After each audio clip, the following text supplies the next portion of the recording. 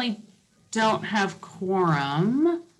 We have 13 members and we have 6 of us. So we need one more person to do quorum. Lisa won't make it because she's got a very, very sick friend that she's visiting. So How about Okay. Stephanie? We don't know about Stephanie? I haven't heard anything. Okay. I'm hoping somebody's gonna pop in so then we can, if we have any I'll text Stephanie and see if she's coming. votes, then we can. Yeah, well, let's go ahead and give it a minute and see if somebody else Yeah. shows up, and then we can get underway. I mean,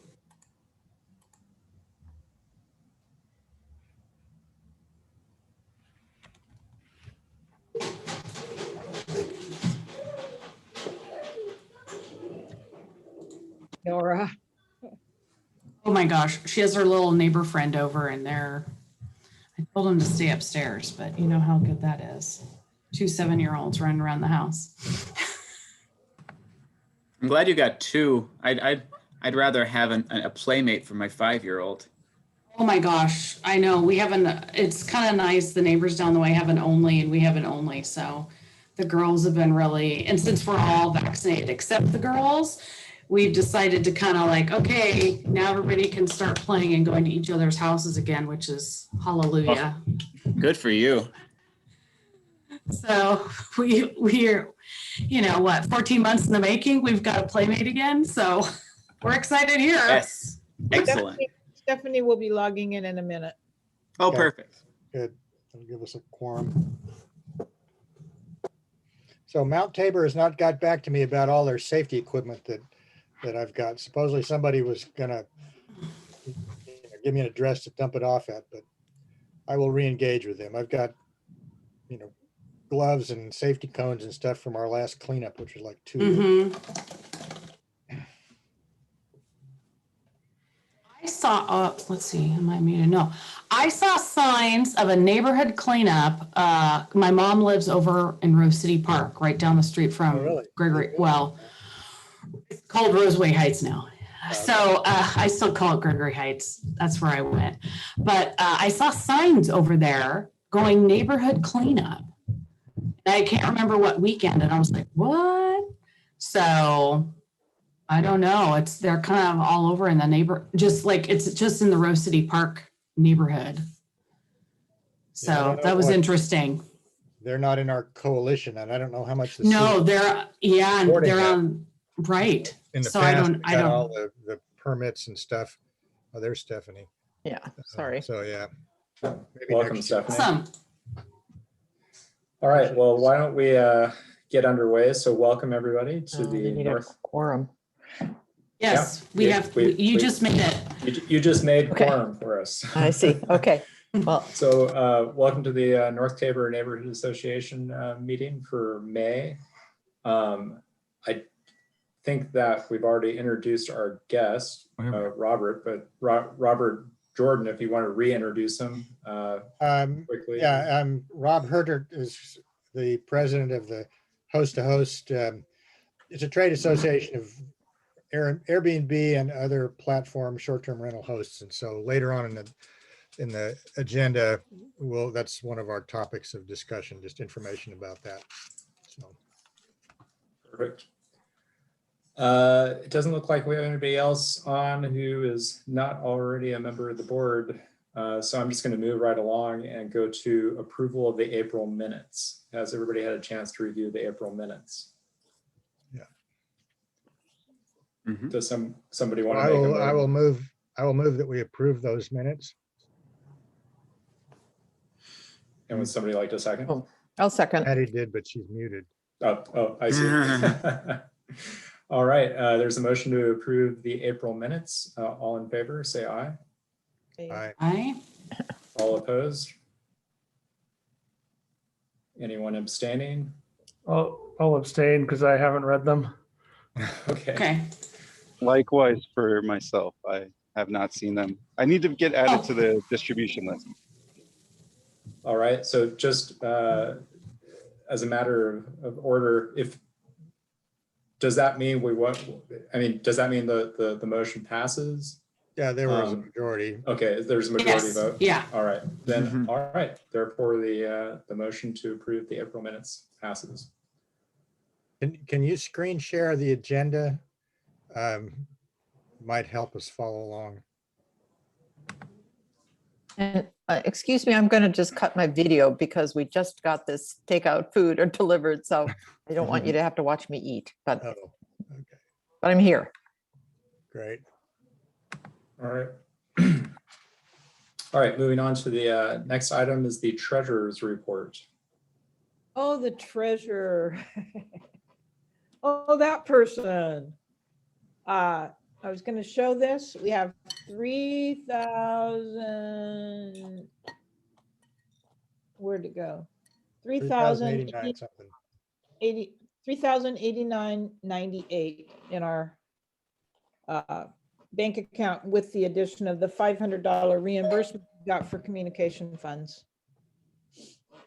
Okay. That's it. All right.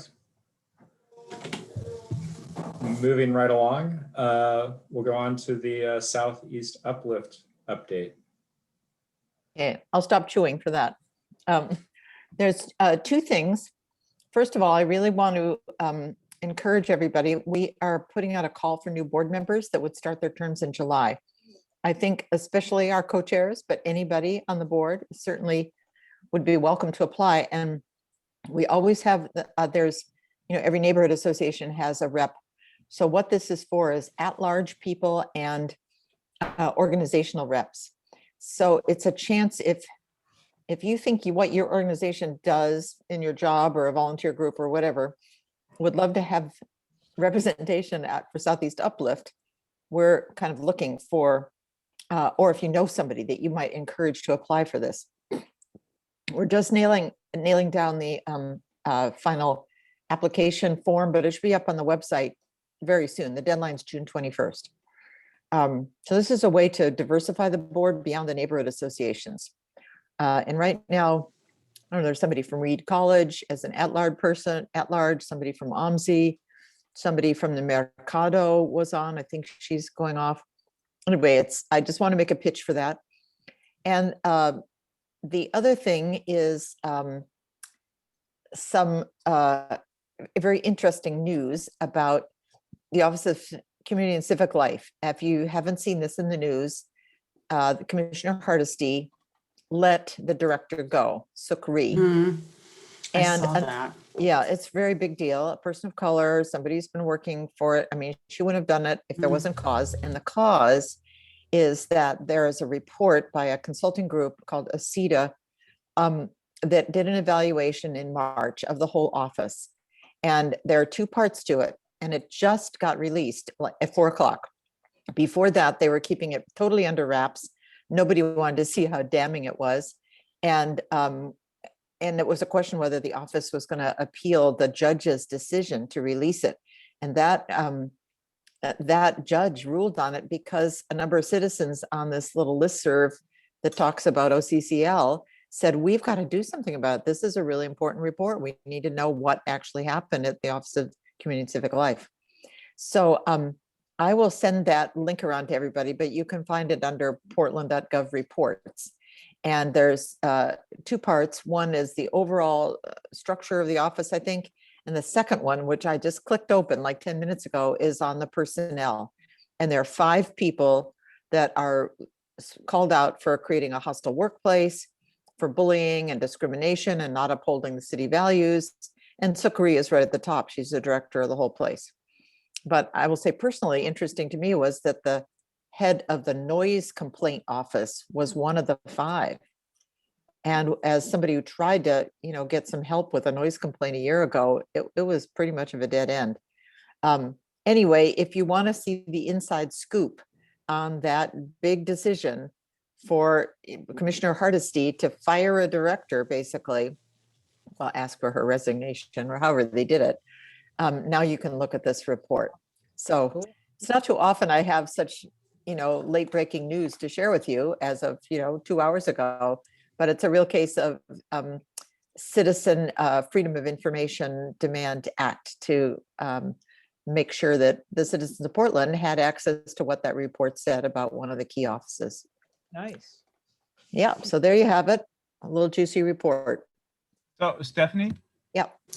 So how long was this director in before, leaving? Oh, she was hired by Chloe U. Daly, I don't know, 2 or 3 years ago. She's been in for quite a long time and has been at all kinds of community forums and has been pretty cryptic to work with. A lot of people have gone to some of the forums where she was working really closely with Chloe U. Daly, and that's during the time when they were really attacking neighborhood associations and saying, no, OCCL should all be about community groups and we need more diversity. And it was really, a strong push from that office. But I think that things were quite dysfunctional, apparently, within the office.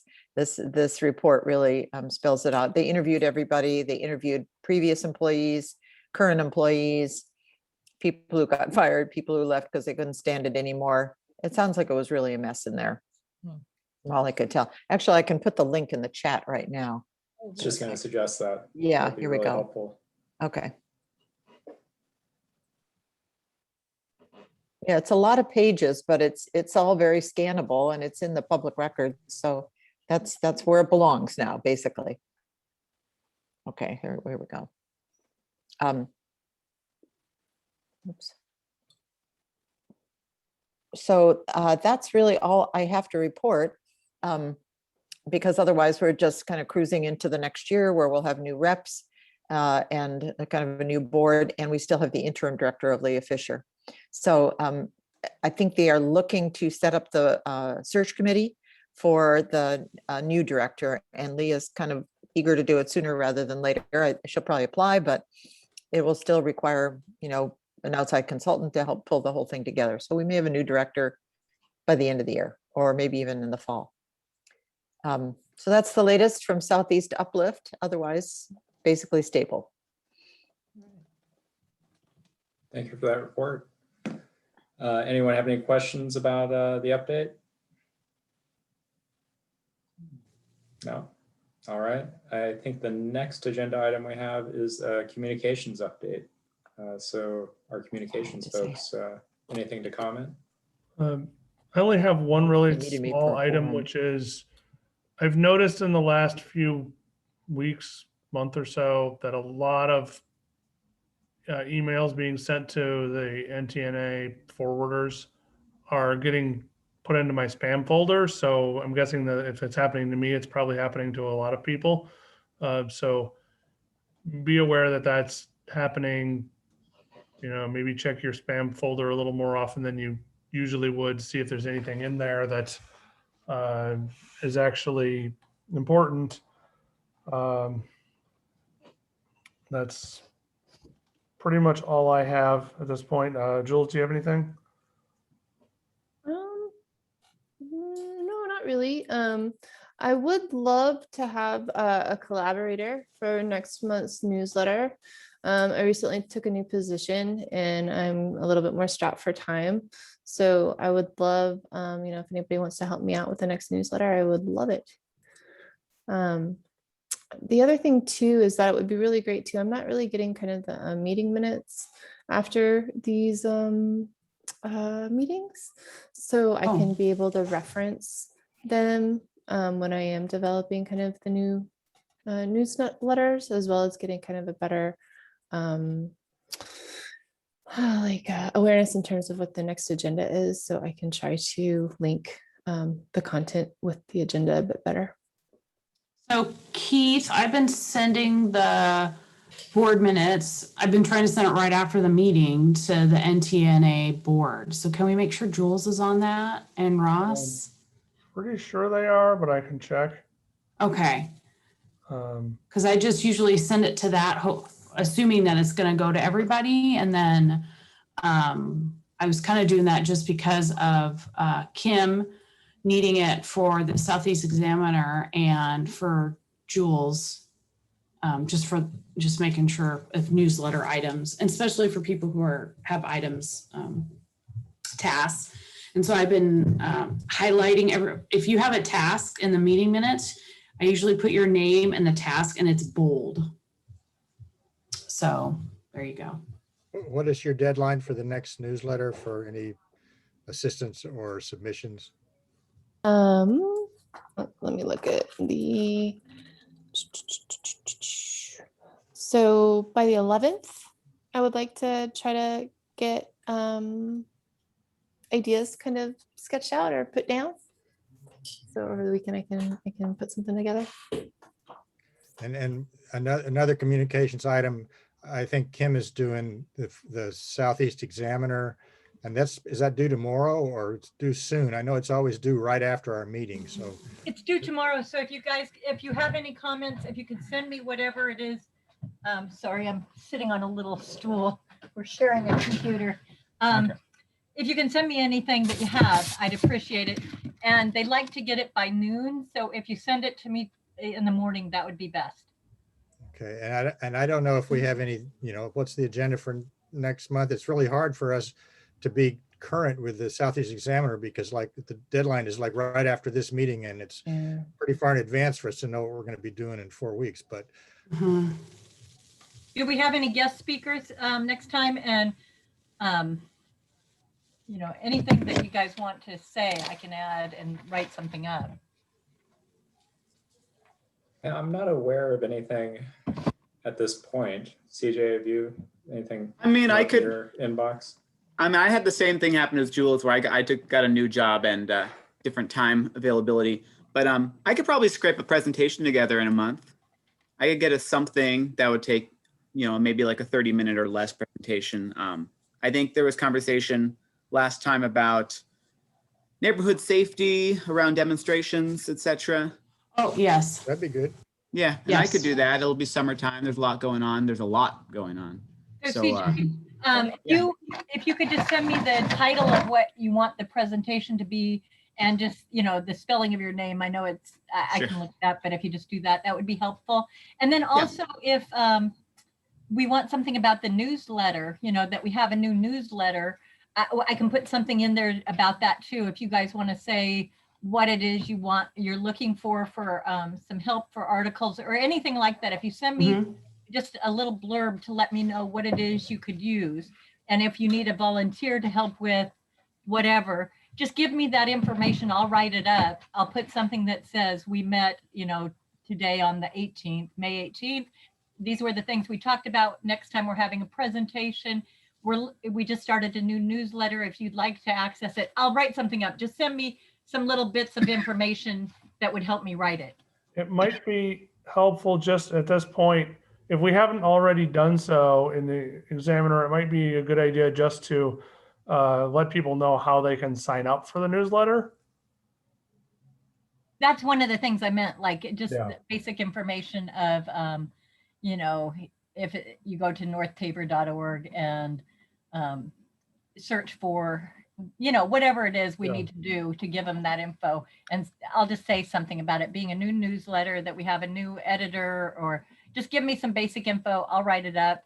I'll send it to you guys, as I send it to the Southeast Examiner, but you'll get a copy too. So if there's anything, if I get the information tonight, I'll write it up first thing in the morning, send you guys a copy before I send it to Southeast Examiner. But otherwise, I have to try to get it to them by noon. So whatever you guys can do. Right. Hey, Kevin, is there, or I'm sorry, not Kevin, Keith. Sorry, I'm really tired today. Is there a way we can embed the sign up form, like the pretty one, the landing page, into a page on the website? I don't know. I'd have to look at that. It provides an embed code. Isn't. What? Is it sometimes there is a way to, sometimes they give you an embed code that you can do that. And I don't know. I haven't done that with MailChimp specifically. Okay. Well, I'll try to, I'm pretty sure there's an embed code for the landing page.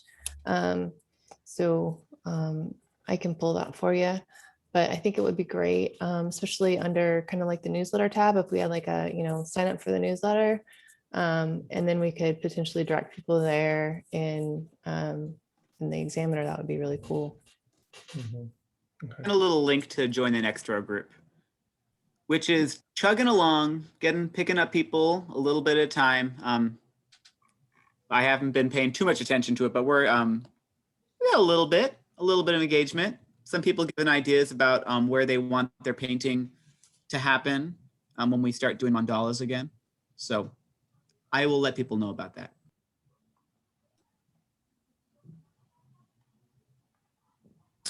That might be, CJ, that might be a thing to add to it too. I'm not sure if you said that because I was doing one. I'm trying to share Lars's computer, but if it's something about the mandala, I read the email that we got, but that would be an interesting thing to put in the little blurb too. What we could do is Paul, who's kind of heading up that project, is going to come in July. So we can maybe mention it in the South Examiner this month and next month, saying, hey, if you're interested, new mandala, 63rd in Oregon. If you're interested in participating or wanting more information, it's going to be at the July meeting. That's a great idea. You write that down too. All right. I think that does it for communications.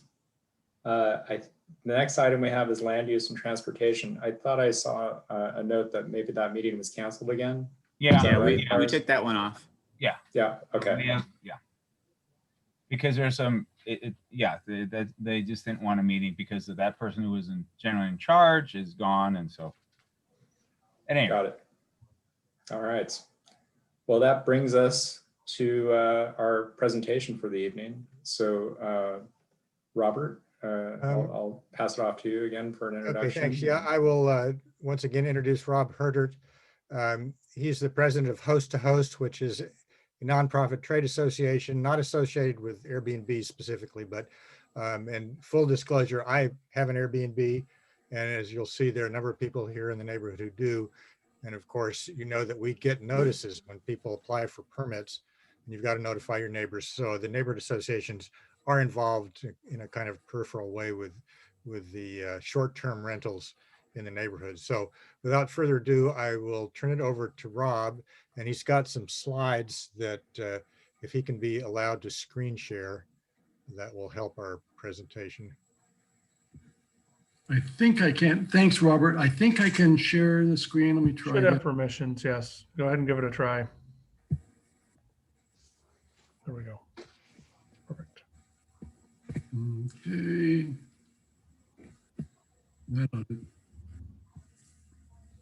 There we go. Yeah. Okay. Now let me just slide this thing out of the way. Okay.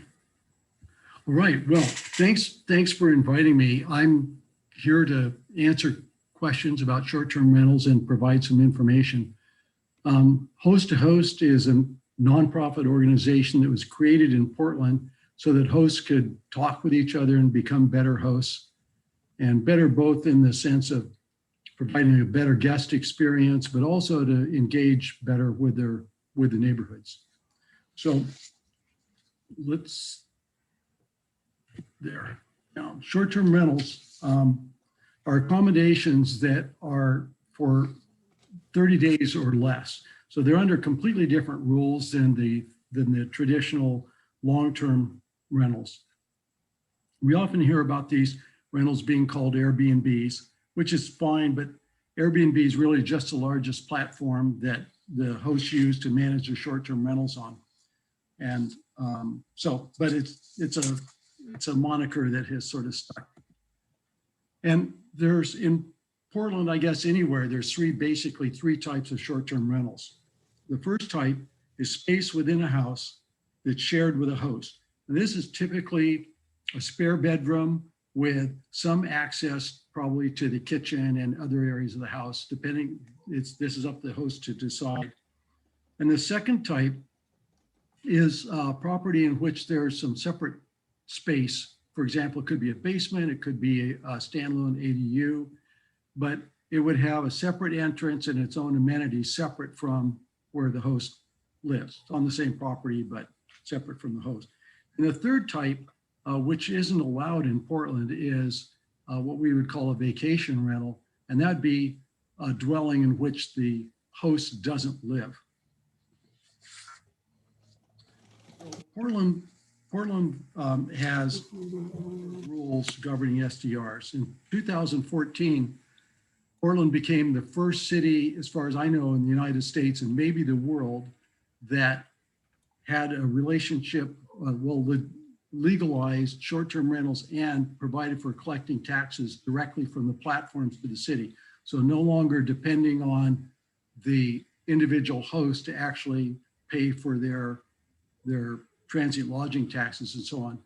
Since 2014, it's always been collected by Airbnb directly from the city, directly from Airbnb.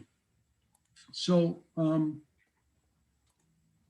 there's a number of restrictions there. First of all, every host has to be operating under a permit, and that permit is handled by Bureau of Development Services and also the Bureau of Revenue for the taxes. And guests staying in short-term rentals pay the same taxes that hotels pay as far as transient lodging taxes, but they also pay an additional $4 a night on top of that. And that the $4 night fees go in their entirety to the Bureau of the Housing Bureau. And so for affordable housing, and it's a substantial amount of money. It's meant to read the other thing that I was going to mention is that as far as City of Portland rules is the host has to live in the house 270 days as their primary residence. And so this is intended to reduce the impact on long-term housing. And it also provides a certain amount of safety and oversight. And when a new permit is requested or renewed, the host has to go around to every neighboring house on each side of them across the street in kitty corner and notify the neighborhood association. The neighborhood association can't really veto those requests as long as they're otherwise legitimate, but it's a method of informing and making sure that people know what's going on. So in the past 2 or 3 years, the city has been working with the platforms to get enough access to host contact information and really know where all the short-term rentals are and enforce the rules. They had good rules, but they were not very enforceable. And now the city has an arrangement with the 2 big platforms, which every short-term rental has to appear on a registry that's kept by BDS. And right now there's over 2,700 permits. We call them active at present. It doesn't mean they're actually in operation, but they're permits that were either issued or pending. Now, a lot of those short-term rentals they don't rent very many weeks per year, but there are.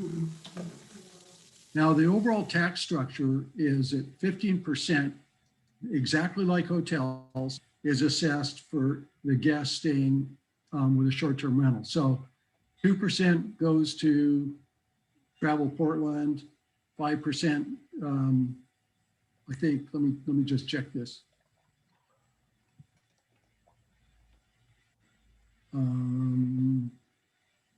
Yeah, I don't have the notes on it, but it's something like 6% goes to City of Portland, 5% goes to the county, and 2% goes to Travel Portland. And then there's another $4 a night that goes to the Affordable Housing Fund. So it's a pretty big impact on the local economy, almost $83 million, not counting direct spending by guests.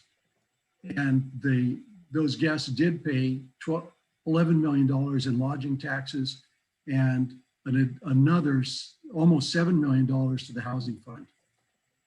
And the council in 2014 directed these funds to go to housing just because of the perceived potential impact on on long-term rentals. So I won't go over all these data on this slide, but I think it's interesting to point out that over half of the Airbnb hosts are women. And I think that number is far higher in Portland. I can say from just looking around when we have our meetings and get-togethers, there's an awful lot of women there. And of the hosts who are employed, 20% of them are teachers or healthcare workers. And this data wasn't from Portland. It was a bigger study covering 30 cities, but I think it's probably pretty applicable. Interesting number of teachers and healthcare workers. And the other thing that we've seen with our own hosts, they say 43% here of hosts needed the income to help stay in their homes or to age in place. So it certainly served that function for a lot of our members. Now, this slide actually shows. Let's see if I skipped it. Okay, I skipped one slide. I wanted to mention a few benefits to the neighbors. Probably the main one is that short-term rentals can provide nearby overflow housing if you have visiting friends and family and you're out of space. It happens to a lot of our members. And the other thing is that the hosts are rated by their guests and they're highly motivated for those ratings, and it motivates them to keep up the appearance of their home and their landscaping. So I think it's a benefit. And then the final thing is that your host in your neighborhood will direct guests to your local businesses, helping them. And this slide shows for North Tabor, lots are where there are short-term rentals, what they call the Taipei permits. And I should say that by far, the majority of permits that are given in the city of Portland are type A, which only allow 2 bedrooms to be used. There are type B permits, but there's only like a couple hundred, I think, something like that in the whole city that are like up to 5 bedrooms.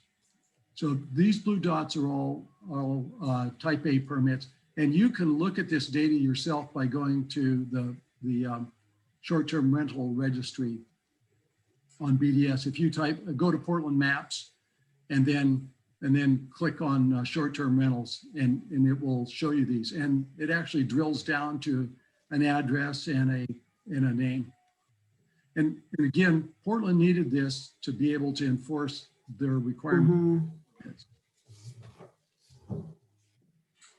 And I just want to end up just tell you just briefly about Host to Host. We are a nonprofit group of like-minded short-term rentals hosts, and we stand on advocacy, community, and education. And we try very hard to engage with the community and businesses. We work closely with the city. We were invited by the city staff to review new ordinances in 2018 before they came out. We were invited by Mayor Wheeler to testify about this. And we have one of our members is a designee to the board of directors for Travel Portland. So we're very, very proud. We look on ourselves as ambassadors for the city. So I'd be happy to answer questions. And if you want to email, if something comes up later, info@hosttohost.org would do it. And let me stop sharing the screens unless anyone has questions about a slide. Okay.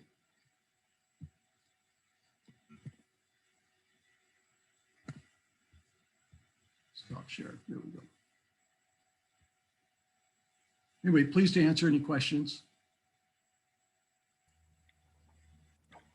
Do we know? I think a lot of when people do have complaints about short-term rentals, it's that they occupy a lot of, they occupy a lot of property that isn't being used for permanent housing. And I know that the idea of having, of it not being legal to, have a unit that's a full-time rental where the owner doesn't actually live on the property is meant to combat that. But there's also a lot of people that, kind of ignore the law and just do it anyway? And like, what does the enforcement look like for that? Do you know? Well, I think it's going to be more difficult for them to do that, because if they don't have, well, so what the city told the platforms is you have two choices. You can either limit yourself to advertising for someone off the registry only. So, and if you don't have a permit, you're not on the registry. So there's a legal requirement. For example, in this case, VRBO is legally required to not advertise. Like if you, let's say you started a new listing, Keith, and then you didn't get a permit. VRBO is required to go look at the registry. If they see you don't have the permit, they're required to not list you, not advertise for you. So, and it's similar for Airbnb. They have a different mechanism, but that mechanism sort of got hung up over the last couple of years because of pandemic and so on. And so they really haven't been able to fully implement it the way they want to, but Robert and I talked to BDS and Revenue the other day, and they feel like they're very close to having that in place, which I think will make a big difference. So, I mean, fundamentally, you could like open your place, let's say your spare bedroom or something, and if you just advertise word of mouth or some kind of way like that, then you could probably get away with it. But none of the big platforms would list you, so you wouldn't be able to get business that way. I mean, I'm sure there's people who are going to get around that one way or the other, but the platforms at least are obligated to only advertise or allow hosts who are properly permitted in Portland. Now, there are places that don't require permits, but I think as this becomes a bigger industry and more important, and also as it becomes a bigger source of tax revenue, there will be fewer and fewer jurisdictions that just kind of ignore it. They'll all be looking for ways to make sure they know who's getting income, what they can tax, and make sure that people are not, scofflaws in that regard. Right. Yes, Stephanie? Yeah, I was going to say Airbnb and VRBO are making plenty of money on their platforms, so it makes sense to tax them. I just wondered about if everybody that is a short-term rental host is a member of Host to Host, or what kind of proportion? How do you recruit people, or who, when you're representing Host to Host to the city? How representative are you, or how big are you? Yeah, I can't say that what percentage of the overall is. We would love to have more members. We have a couple hundred members. It's our interaction with the city has been very helpful, both to us, but also to them, because before we came along, they didn't have anyone to talk to about short-term rentals other than the platforms themselves. And they flat out hated the lobbyists from Airbnb. And so finally, when we were there the first time to testify, they said, like, where have you guys been? We needed someone. Wow. So it's been really helpful to have a voice. I can't say we're a voice for the majority. We're not, of short-term rental hosts. I mean, from the looks of the registry, there's an awful lot more permits than what we represent, but we try to recruit and get the word out there. Yeah, it seems like that would be tricky to find people that are suddenly, unless there's a way you can get the permit requests or something. Right. And BDS from the registry, we have access to the registry too. And so we can see names and addresses, but contacting them, we don't have the email and so on. We always work on it, but it's a stumbling block. Yeah. And I guess the one thing that I would add is that, like a lot of computer things, we're not Airbnb's customer, we're their product. The customers are the guests who are paying the money. And so our relationship to the platforms it's not exactly adversarial, but it's not like arm in arm either, because, we have our problems with them. And so it's not like we're necessarily agreeing with them on every type of thing that they would want to do lobbying wise. We disagree with them on a number of things. And just personally, as first a member of this organization, and I'm actually on the board now, improving the way we perform as hosts, both in regard to our guests and to our neighborhoods, is an important part of the organization. So, somebody who's a host who doesn't want to join host to host, well, they save their $80 a year on membership. But we do have meetups, and we have education about taxes and about insurance and all kinds of things that one would need to use, because if you're even a host of one unit, you're running a little business. And so you've got a lot of the same liabilities and problems that any business has. And a lot of people have never run a business, and all of a sudden they're a little tiny hotel, So I think the organization, I really enjoy being part of the organization. But as far as the neighborhood association is concerned, we just want to make sure that people understand that we're neighbors too, and that we hope that we're improving life in the neighborhood and for the surrounding small businesses that otherwise wouldn't get tourist traffic, for example. It seems like this would be a really nice thing to mention in the Southeast Examiner note, because it was part of our program, and also to give contact information for other NAs that may want to learn about this. Because this seems like a very portable presentation. And I can imagine there are certain neighborhoods that have a lot of short-term rentals. So if you can do that, Kim, that'd be great. Yeah, I just took a copy. I took a screenshot because for some reason our Word isn't working, but of the website. But I was also thinking this might be a nice thing to have on our North Tabor Neighborhood Association, maybe links to it just for the Airbnbs or the short STRs in the neighborhood, because I do think people have people over, for weddings and stuff. I think that would be a great resource for us to offer to connect people with, the little map. We would like to do that. Even on our website, we don't have a convenient way right now for that to happen, but it's something we aspire to do, because it is one benefit that we feel like it brings to the neighborhood, is that availability of housing. And I think Robert would attest to the fact that if these people are members of Host, they're going to be upstanding people. So, and this is actually the first neighborhood association presentation that we've done, partly because of my association with the North Tabor Neighborhood Association.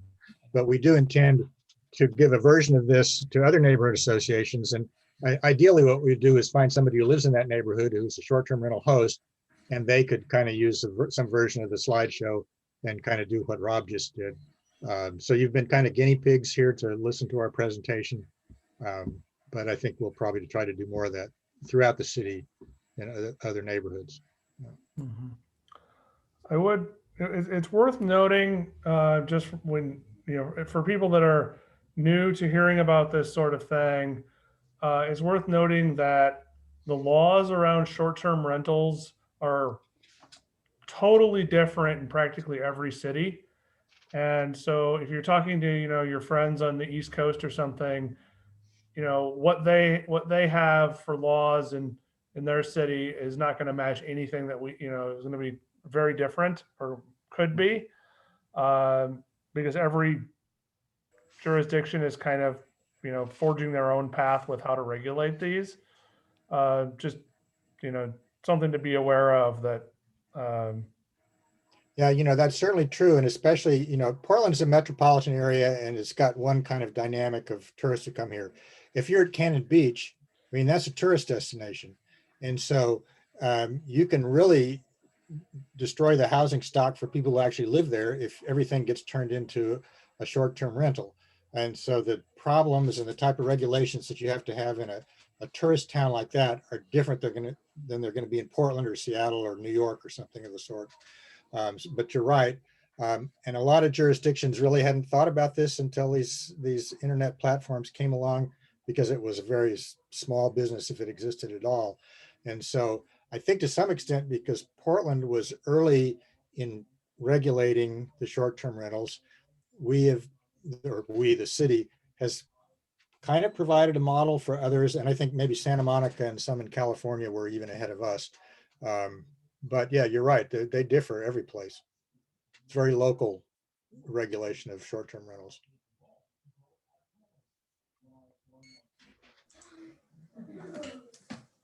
Okay, if there's no more questions, thank you very much for listening to the guinea pigs slideshow. Yeah, Thanks, Rob. Thanks for the presentation, Rob. Yeah, that's good. All right, we are way ahead of schedule here. So I'm going to turn over the new business to CJ. Thank you. And with the business, it starts off, actually, it's more Robert. This time we're starting off with the air quality letter that we talked about briefly last month, and we weren't able to sign off on it. Robert, do you have any more info on that? Robert, you're muted. I'm on mute, telling Robert he's on mute. Yeah, the only contact I've had with them, they wanted to get a list of how many people were on our mailing list, I guess, and Keith provided that to them. There was an air quality letter I know that they want us to sign on to, and I have to confess that I haven't really looked into that in the last couple of weeks. I don't think there was anything particularly controversial about it.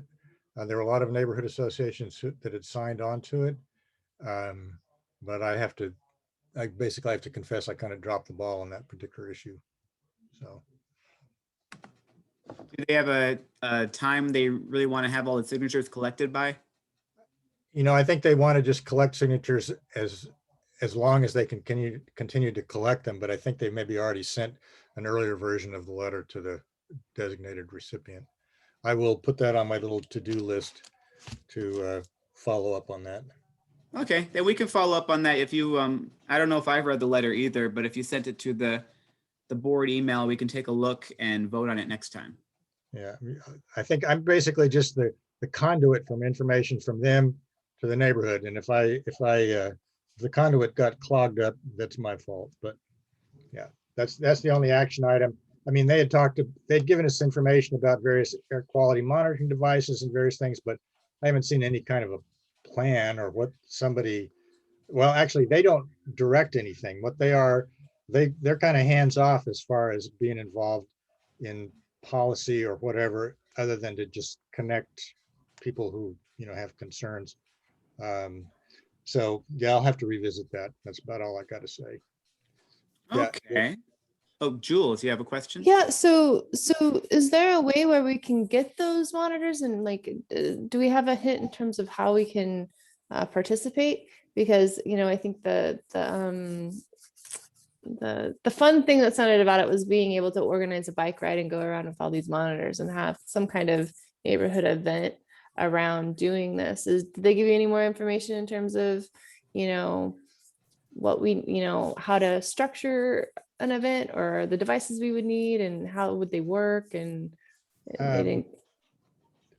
I'm kind of drawing a blank on that, but my impression was that they are kind of hands off, other than to coordinate among groups who are doing air quality monitoring. So it would be nice if there was a structure in place and say, here you go, you need this monitor and you need to report to whomever twice a week. But I haven't seen anything like that, but I will engage with them. And yeah, because it would be great just to have a little bit of more logistic information so we can help organize around that effort. Okay, I'll follow up, and before the next, I'll try to send out an email to everybody before the next meeting, so we know what we're talking about. Cool. And it looks like Stephanie and Lars, you both got things to say. But Stephanie, you got your hand up first. Okay, it's just what I vaguely remember that there were lower and higher grades of monitors, and the higher grades had a GPS and a way to directly upload the data. Either that was in process or it had just come out.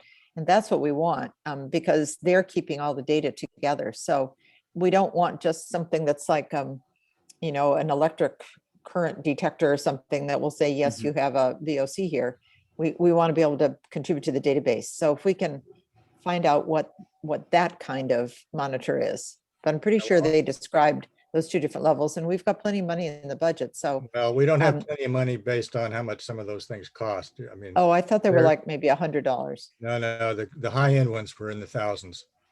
But anyway, I'll revisit that. But my impression is that this Cascadia group, they are not like running studies. That's not what they see their role is. They are kind of coordinators, and so it is a little bit nebulous to me. I mean, we got a good presentation from that guy a couple of months ago, but then I wasn't, and I'm still not quite sure exactly how a neighborhood association and data collection, fit into their scheme. But let me pledge to try to get some clarity on that before our next meeting. So my apologies that I couldn't really handle that one too well this time. And I agree with what Stephanie was asking too. I remember looking around on Amazon because they mentioned that briefly. And yeah, the prices range from the 50s to the who know what's. And I definitely want us to have some consultation on what is actually legitimate before we, put down money on it. I just wanted to add, I seem to recall that it was like, I think the presentation was real good, and it was like, here's all this stuff we're doing. If you want to kind of be part of it, and I think I agree with Robert, it seemed fairly nebulous as far as the structure, or it isn't like, here, this is how you get involved, this is how it works, So I think it was interesting, and I think they were looking for, obviously, the more neighborhoods that could be involved in it to input stuff into the database. And so I'm also interested in kind of hearing about, what we might find out more about it. All right, well, I owe you one then. I'll try to let people know here soon. Thank you, What Robert. we can do. Cool. So we'll follow up on the air quality stuff next month. Okay. And then the next thing we had, and this is kind of an email roundup. Well, there was an email going around. Somebody had attended a panel on gun violence. Is one of those people here or remember the email I'm referring to? All right, then whoever it was, we might have to pass on that for now. And there was another email. Then the next, moving on, there was the Gleason 5815 Gleason Garden. This is a situation where somebody was having an issue with their landlord about having their plants out front. And Robert and I and Greg, we chatted about it, about what we could actually do to support them. And it sounds like it's maybe legally, certainly legally out of our hands, but just trying to explore if there is anything we could do to support our community members in a way that is not going out of bounds. You know what I mean? Yeah, and What was your impression? particularly with that case, and we have to realize that, yes, the people who live there are in our neighborhood association, but so is the property owner, and they're in our neighborhood. And it looks to me, I walk past that corner all the time. Those of you who cross there by the Shell station, you'll see all these potted plants out there.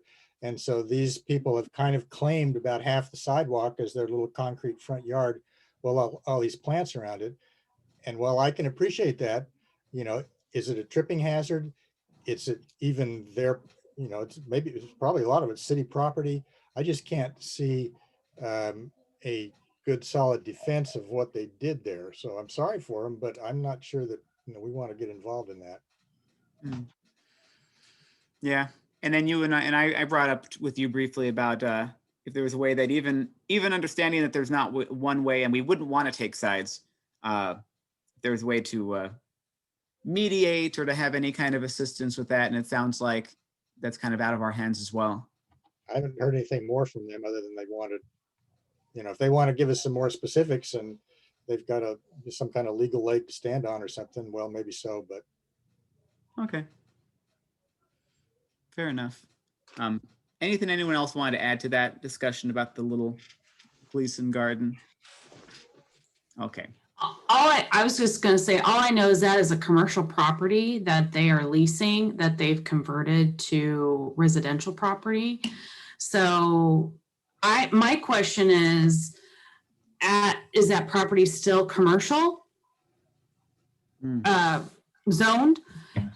If it is, then I don't know how much in front is part of that commercial property.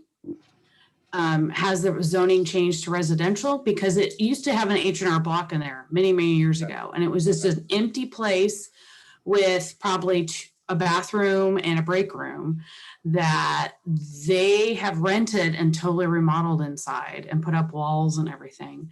So I don't know. It's kind of an interesting space. I'm glad somebody is there because it's been vacant for a long, long time. And there's a lot of questions around zoning and how much is really part of that property in front of Reactions, right? the building. So that's my 2 cents in that, because I've walked past it quite a bit, so. Yeah. Back to reaction. Okay. Let's stop. Oh, quick question though. What's the, oh, was that a clap? I don't That's know. how you do There it. we go. There's your hand.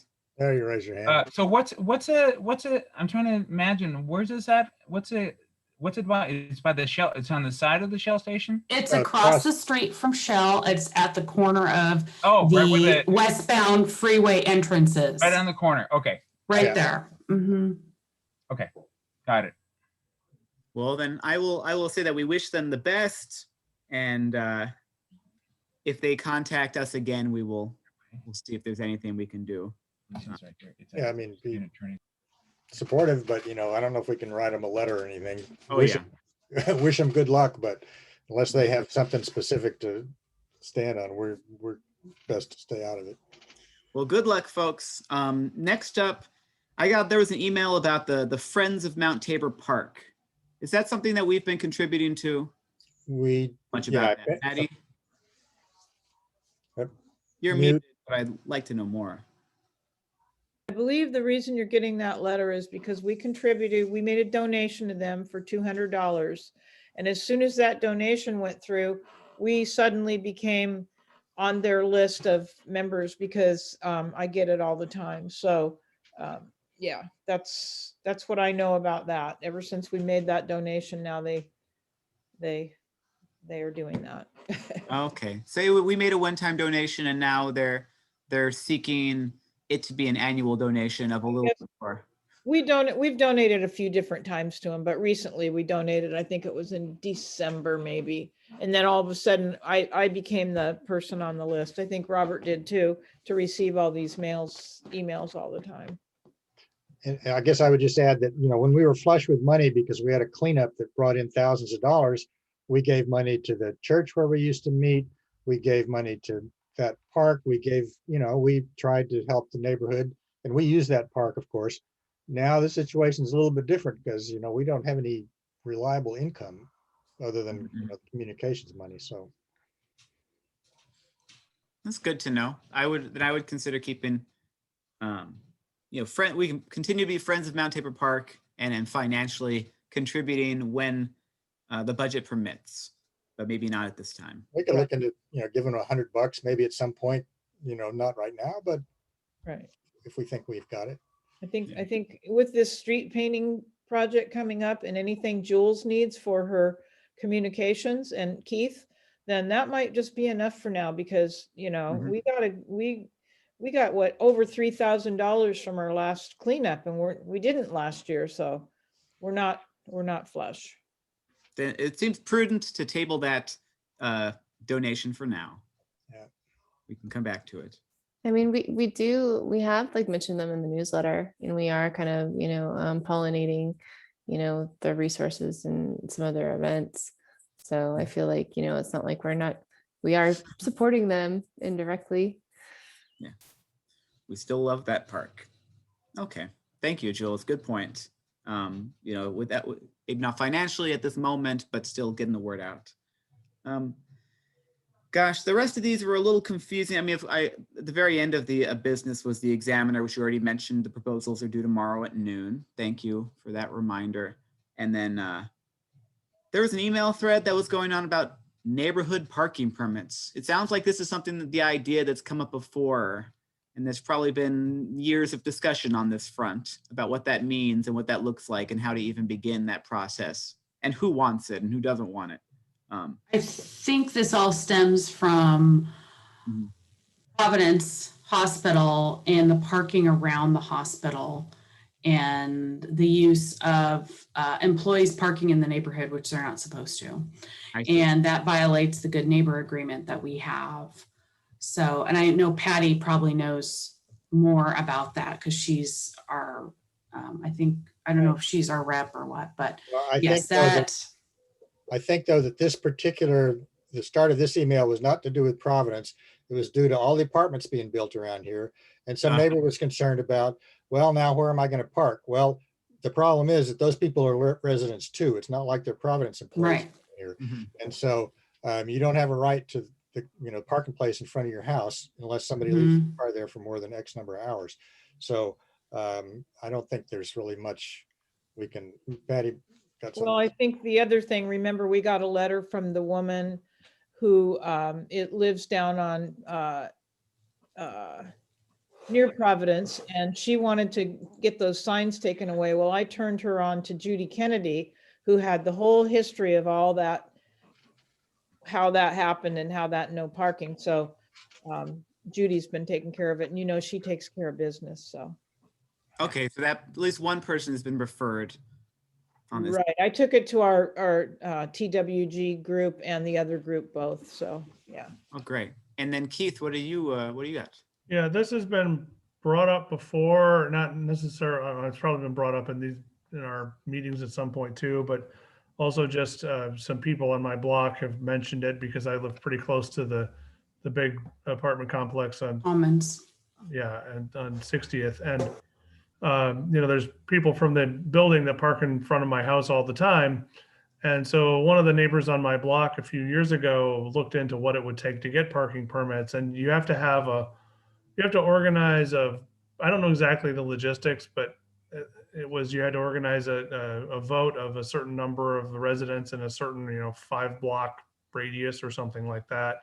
So there is a city procedure for doing this, is the point that I'm trying to make. It isn't necessarily the easiest one to get done, but it is possible. And if people ask, it might be useful for us to know what that procedure is or have a link on the city website that we can send some people to.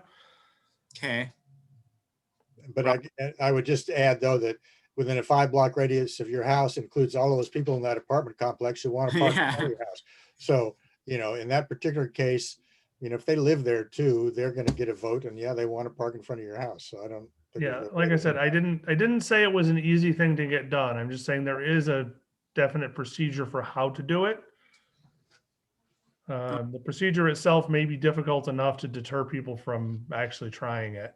And I think most people are not in favor of it. The people that are in favor of it are businesses, more so, because it costs money.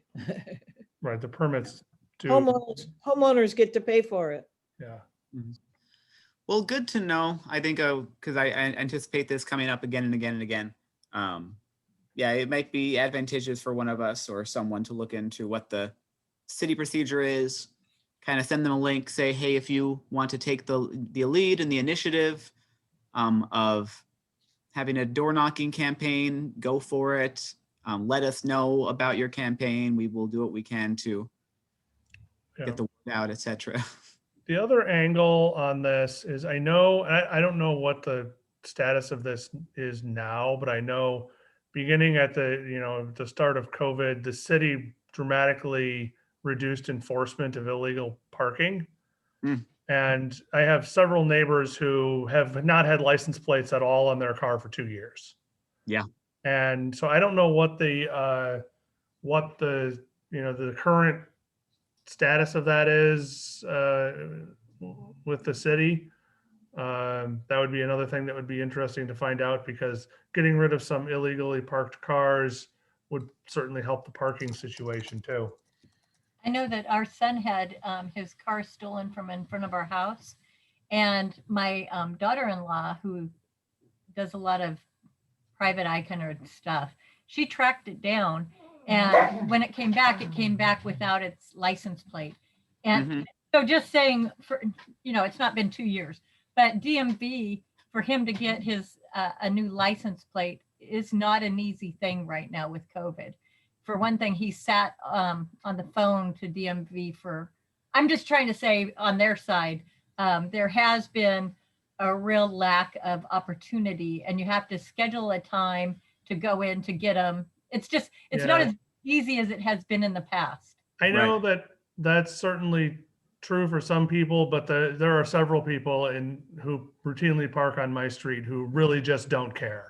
Yeah. Well, it's like when we had the person from this, I don't know if it was ODOT or the city, you know, and when I posed the question, what about all those areas where cars are just parked like a, you know, they just live there? And he says, well, we're not going to, basically they said, we're not going to do anything because we can't ask people to, you know, move because we don't know where they're going to go. It's like, it's not the city's problem to figure out where people are supposed to live. If somebody's parked in front of my house with a mobile, you know, with a mobile home, you know, go somewhere, I don't know, you know, you got to figure out where you're going to live. And so anyway, I was just, you know, they said, we can't do anything.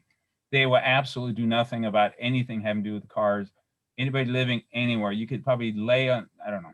That wasn't why I No. raised our hand. The reason I raised my hand was about the parking situation and the parking permits. I think that the thing that we should remember, though, is maybe as a neighborhood group to just point out that when you have these huge complexes move in, because right around us, you know, we've had that one up on 60th and Burnside, which is going to be 64 people. The one on 60th and just between Davis and Burnside, that's going to be another 14 or 18. And then the one down the street, we're talking about 100 new complexes with, I think it was 3 parking spots.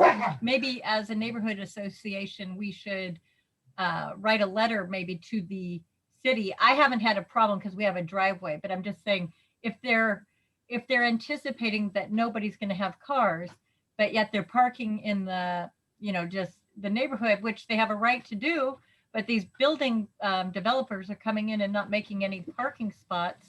I just think it's something we should address maybe with the city as neighborhood associations. Not that it's been a problem for us. I'm just saying I'm listening to this and hearing it, and it sounds like people aren't liking it. And so it should be addressed more than just us talking amongst ourselves, maybe in the future. I think there's energy behind it. And Robert? Well, I mean, this is a very old argument. And it's basically an unwinnable one, because what the developers are going to tell you is, okay, yeah, we can put a parking space in for every one of these units, and it's going to increase the cost of the unit by $75,000. And so the city wants and it will, because you know, you're going to put the building up and put the parking underneath it. This costs tons of money. And so if the city wants affordable housing, and we got people who are, you know, living in the RV, and that's your other legitimate complaint, then there's just no way to win both sides of this, you know. And so like you, I have a driveway, so, you know, I'm sitting pretty, but if you don't have a driveway, yeah, it's a problem. And I don't mean to be pessimistic, but you know, it's like squeezing a balloon. You squeeze it here and it's going to pop out over there. There's just no way to kind of make it all work. Jules? And then Stephanie? Well, I think the other thing to consider is that, especially for those developments or those apartment complexes where they're zoned, is it's not mandated that they have parking and or driveways because of how they're zoned. So as a developer, those properties appeal to people because they don't have to make the room for parking because they're on the bus lines or whatever. My other point too is that, you know, I think parking permits is kind of a slippery slope, just because, you know, sure, we could get permits, but is there really going to be any bandwidth for the city to enforce those permits? So then you kind of run the, like, okay, well, you know, how useful are those permits at what cost?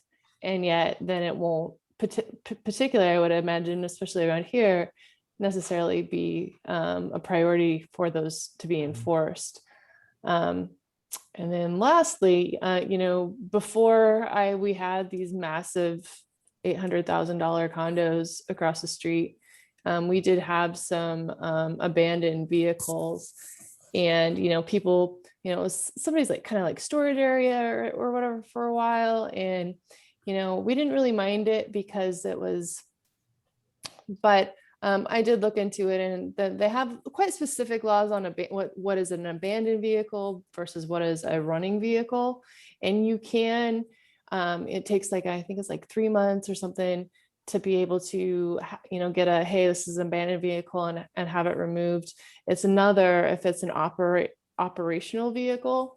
For instance, you know, if the tires are inflated and it seems to be in a good working order, those are really hard to remove. Additionally, when we had a storm a few years back and I had a tree fall on a car in front of my place, I could not get the city or anybody to even do anything about it because it wasn't my property. And unfortunately, a car is a property. So I feel like we are, unless it's an abandoned vehicle that doesn't work, we don't have a whole lot of leverage to do anything about it. So just my 2 cents. Yeah. Ross had a question or comment. Oh, yeah. Yeah, it's maybe one of ignorance in the neighborhoods association's role with how roadways get developed or changed. And it seems like there is an opportunity along Burnside to add additional parking where these new housing units are being built. And so maybe it's a process question, or how the neighborhood association engages with the city planning to make changes to maybe take a travel lane away from Burnside to add parking to alleviate the pressure. One of the things you No, could no. suggest is something like those, I don't know what you call them, but those go cars or whatever they are that they park around. Maybe if there were more in our neighborhood for these complexes, maybe people wouldn't have the need to have a car as much. I'm just saying there's got to be some solutions that we could come up with. I mean, I know it's difficult and everything, and everybody has different agendas, but there's got to be some ideas we could come up with that would alleviate the stress on the neighborhoods, like parking, a go-car. I forget what they're called because I don't use them, but those things that you can just hop in and hop out, and that might alleviate the need for cars as much as we have. Robert? Well, I just going to say, and we have in the past, when we talked to developers, in a couple of cases, I think we did convince them to put in a stall that was for either car to go, or it used to be zip car and some of those things. And so sometimes they will put some designated places in there, for some of their residents to use. And so those can mitigate the circumstances a little bit. I mean, I'm not going to live to see it, but 20 years from now, there'll be self-driving cars that will pick you up and drop you off, and you won't have to own a car probably, because there's no other solution. But right now we're in a transition, and, I've got my F-150 pickup truck, and, very inappropriate for living in the city, but I got a driveway. But that's going to change over the next 20 years. Like I said, it's going to be somebody else's problem.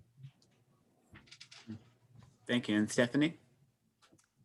Part of this is jurisdiction situations. The streets are watched over by PBOT. And if there's a huge controversy now about Hawthorne and whether to pave Hawthorne just as is or to add bike lanes. And even though there's tremendous activism going on around, please add bike lanes. So the business, like 100 businesses have signed on to support it. They're still struggling with getting PBOT to back off on the plans they made. So you won't get parking change. And Burnside is a major commute corridor. So the 4 lanes stay open according to the commute hours. The signs are all posted. It'd be pretty hard to change that. And all the building things all under BDS, and they don't necessarily talk to each other. This is part of the issue here in Portland. So as long as the main goal of the housing permitting is density, density, density, and they'll say that, and the comp plan, the 2030 or 2020 comp plan supports the high density transit corridors. Of course, that was before the pandemic when nobody wanted to ride the bus anymore, but that is law. That's been passed through the city, through the state, so just understanding what jurisdictional decisions have already been made, we can come up with a million solutions, but they've been discussed and decisions have been come to. And so, yes, we have 24 new units on 52nd and Burnside, and where they'll park. There's a lot of assumptions that these are for single people that want mass transit or to bike, and they are not for families who have little children that they need to protect in a car, or for seniors. So we'll see. It's possible they've gambled a little bit too hard in certain directions in the way they've permitted so many apartments, but it's kind of like the cat's out of the bag. It's already rolling, all these building projects. So they aren't going to suddenly change the plans of those building projects that have already gone through the entire permitting process. I'm sorry, it's so discouraging. but I'm afraid it's It true. is, but I think what's going to happen is the pandemic has changed a lot on housing, and the swing is going away from being in apartments. People, what I'm reading is we're going to have another pandemic in 3 to 5 years, and that is not that long down the road. And people don't want to be in high density housing. People in New York, we saw what happens. And yes, we have a vaccine and we will be getting boosters every year to mitigate COVID, along with something else that's going to come down the road. But I'm hoping that I think these apartment buildings are going to sit vacant for a while. I really do. A lot of people are moving out of Portland, even though you see people moving into Portland, they're moving out. I know people who just are tired of the city. They're tired of the density. And with pandemic, people are really changing their priorities and how they work and how they live. So next couple of years it'll be interesting to see how things shake up. I mean, these projects that we see building have been in the works for years, because the city of Portland takes forever to do their permitting for commercial. And it pretty much takes 2 to 3 years to get commercial permits approved through the process. So there's my 2 cents, knowing the construction trade and what's going down. So it's just fascinating to be reading about what's going on and what's going to happen down the road.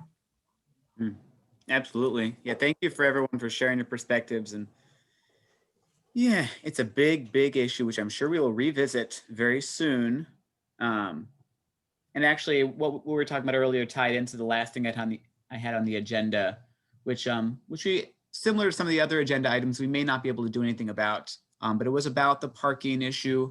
We have one of our neighbors who contacted us a while ago, who's been having issues with their other neighbors. They have a car that I don't believe it has plates right now. They're in the process of getting it, but they've had it parked outside and they're having a lot of harassment for their other neighbors, to the point of, this is on like 56th and Cooch, of their neighbors, putting barricades around their car. And there's just a lot of notes going back and forth about, move this car, I can't move this car, I live here, and the cars, et cetera, et cetera. They contacted us looking for support. I told them, not sure what we can do. I don't know if anyone here lives at 56 and Cooch and knows what's going on with these back and forth fighting. Robert, do you know anything? No, that is pretty close to me, but I'm not sure the situation. I mean, yeah, there are rules that you can't have a car sitting, for 48 or 72 hours on the street. But as Jules pointed out, there's nobody to enforce them.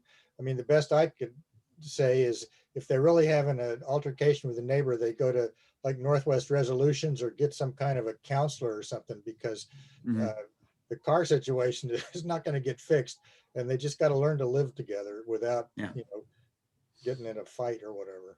Right. And Patty, what were you gonna? I agree. I think that was quite a while ago, and I haven't seen any kind of activity like that around there. I walk by there all the time. Oh, okay, that's good. Yeah, they're. I don't think that's present. Not a crime. I took on charge of having this conversation with this person. I've been in communication with them for a couple months now about the ongoing car stuff that they're dealing with. I told them I would bring it up at the meeting and see if anyone had good ideas. I'll recommend Northwest Resolutions or one of these mediation agencies that might be able to help them, because it looks like it's just not a tenable situation for anyone who's on that block right now.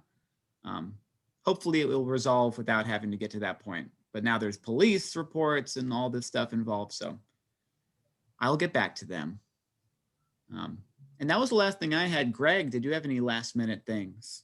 I did. I had one agenda item that didn't make it, and I apologize. I didn't send it to you before, CJ. We had received some emails about a proposed development at 234 Northeast 61st Ave, and it seemed like there were a couple of people who were not thrilled by the development happening, but as Robert pointed out, it was inevitable.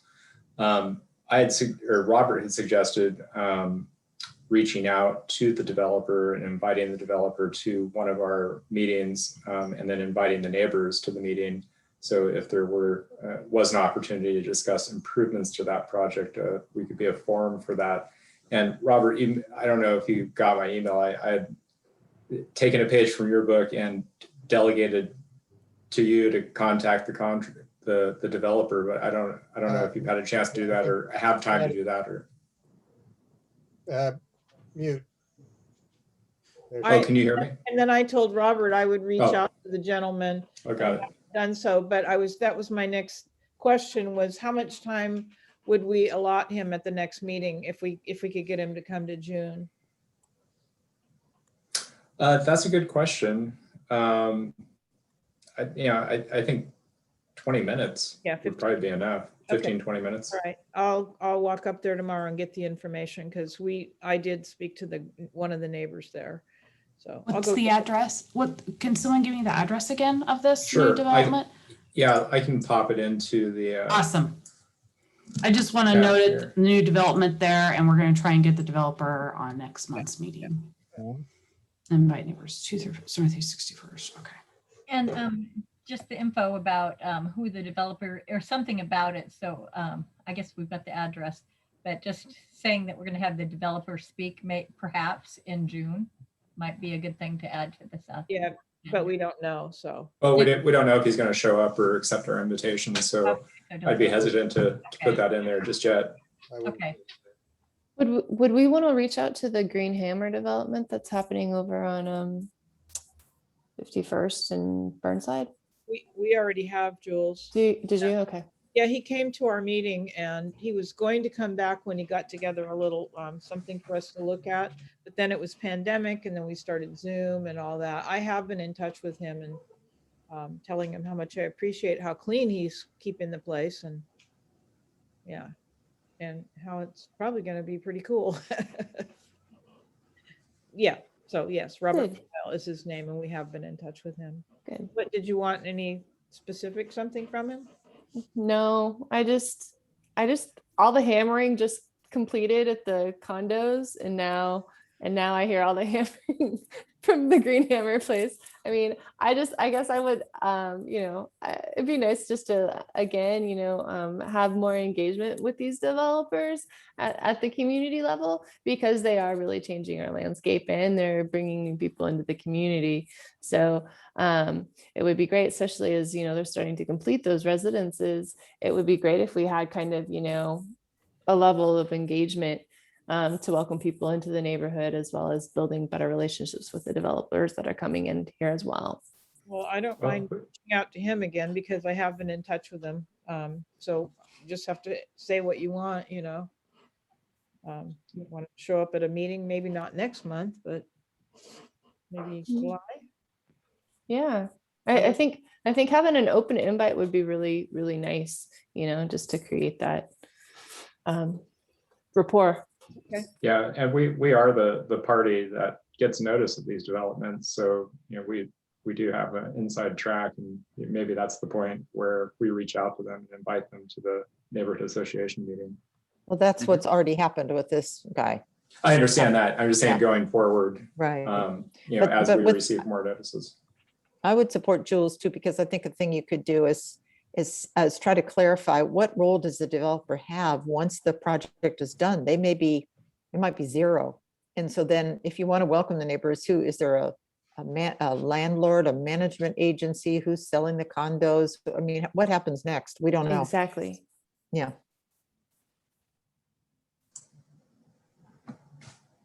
Great. Well, I'll send him a note and just be in touch with him and have an open invitation to him then. Does that sound right? Yeah. Thanks for being the point of contact on those, Patty. All right. Does anybody else have any other new agenda items?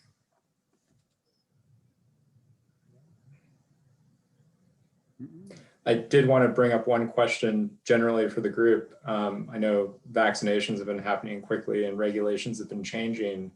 Are we still thinking we'll stick to Zoom, or do we think we'll have an in-person meeting sometime this year? maybe something to think about.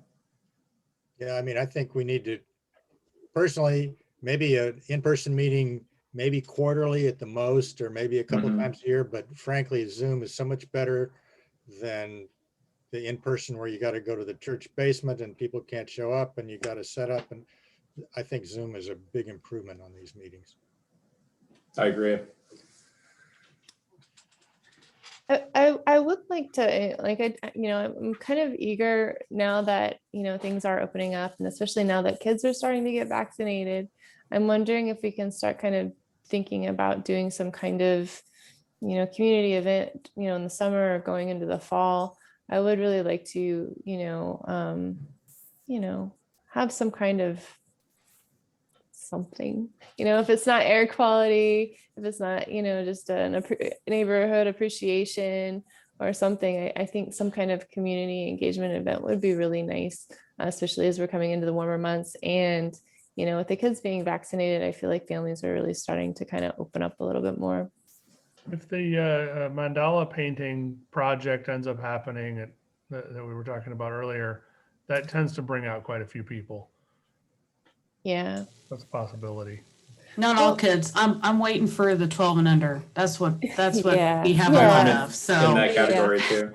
yeah. so I'm excited that my nephew got his vaccine. I'm like, yay, but Yeah. I still have a couple of nieces that I'm waiting for. So I'm hoping. Yeah, I guess I got a one-track mind for That's the- okay. the We got the older crowd. tweens covered. We got the 12 and up now. We just need our 6 months and up, and then Those are the we're good. spreaders anyway, right? Once you get the kids, Well, that'd be great. yeah. That's kids. All right. All right, well, I've got a list of things here I've been keeping track of that people said they would do. So I just want to kind of run down that to close the meeting. So Jules, you said you needed some assistance with the newsletter, and I don't think anybody immediately raised their hand, but I'm sure everybody's going to email you and jump in on that. So hopefully people will help out with that. Kim, you're looking for stuff with the Southeast Examiner. CJ, you were thinking about proposing something on your next presentation to provide to Kim. I'll be submitting that. Yeah. Okay, and Jules, maybe a quick note about our North Tabor newsletter. Yeah, I already And- sent that over. Got it. And then Kim possibly adding something about host to host. Then Keith, Jules was wondering if you could embed the sign up link on the website. Just let us know how that goes. Robert, you're going to recirculate the air quality letter and check in on what Cascadia is about and getting more info on the bike monitors. And then Patty, you're checking in with the developers. Did I miss anything?